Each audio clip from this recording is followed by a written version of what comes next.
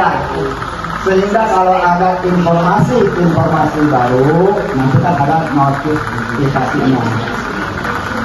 Kali lagi, jadi pada kesempatan ini karena tadi di update sinyal lagi kan, ada notifikasi itu dan kebetulan ketika saya buka, kok ini materinya terkait dengan bagaimana kita menyusun rencana atau menyusun RHK di pengelolaan penunjang. Maka oleh sebab itu, pada kesempatan ini saya hanya akan mengajak Bapak dan Ibu untuk membahas. Ya, baik gitu. Ya, melanjutkan refleksi ya dari Bapak Korwil dan serikatnya refleksi. Yang pertama saya berbicara umum dulu. Kita sudah selesai ya menyelesaikan pengelolaan kinerja di semester Juni dan Januari sampai Juni sudah selesai. Artinya ya sudah tidak ada halangan dan masih satu lagi menurut saya ya Pak ya. Perlu saya sampaikan, jadi di semester 2 ini karena kemarin sudah mengerjakan, jadi hilanglah keraguan ini itu salah. Kemarin kan waktu semester 1 kan mau ini diisi salah, mau itu diisi salah gitu ya. Jadi di semester 2 mudah-mudahan tidak ragu-ragu lagi. Artinya semua lancar mudah-mudahan karena kemarin sudah mengalaminya. Jadi hilang insya Allah keraguan untuk di semester 2. Jadi mudah-mudahan begitu Pak ya, hanya itu. Tepuk tangan untuk Pak Riki.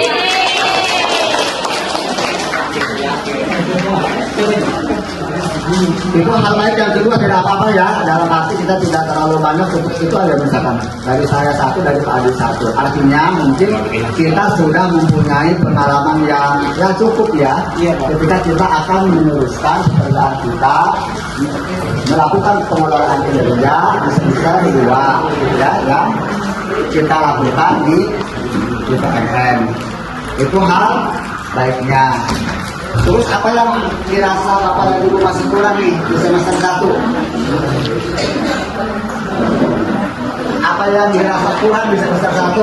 Ayo, satu aja satu yang dirasa kurang.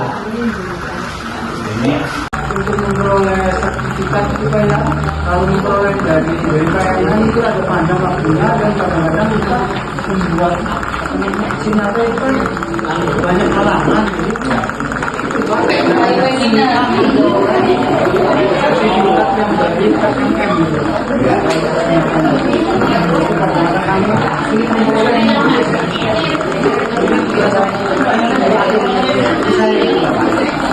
Baik, terima kasih Pak Adi. Ini dari Pak Adi lagi, yang lainnya mana?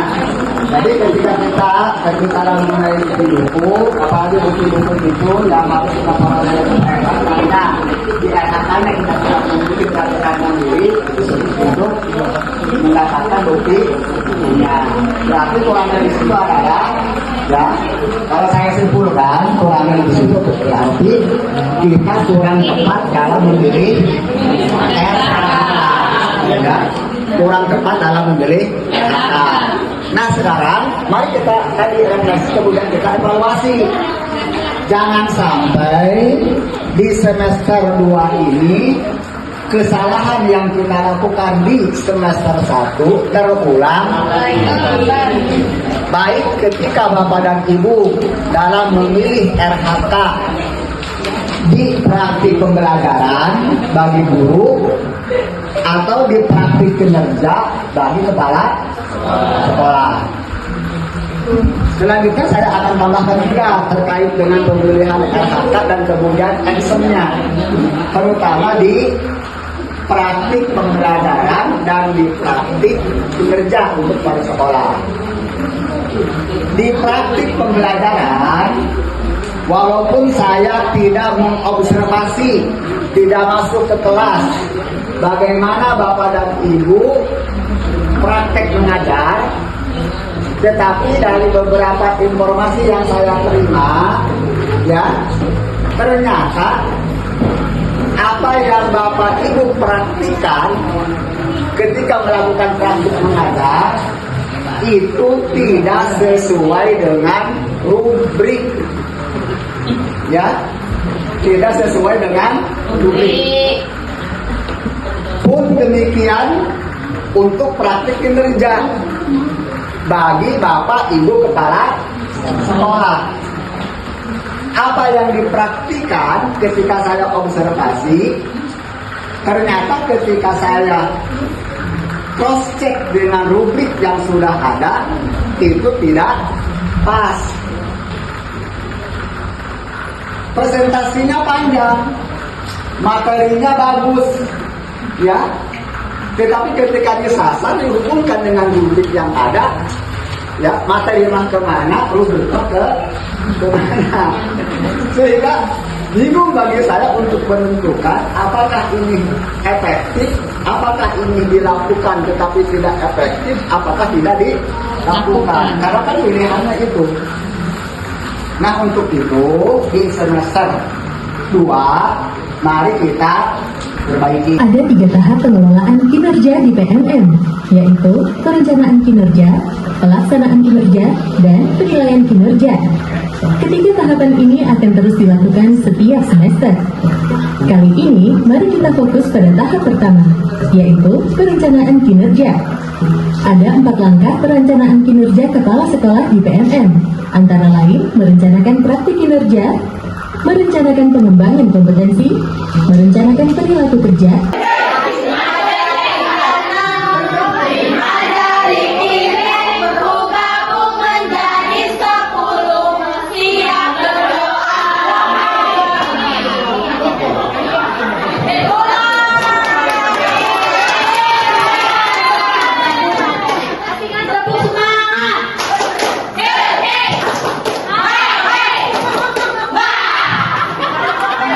jenis kegiatan pengembangan kompetensi, penggerak komunitas belajar dengan mengadakan minimal 3 kegiatan berbagi praktik baik.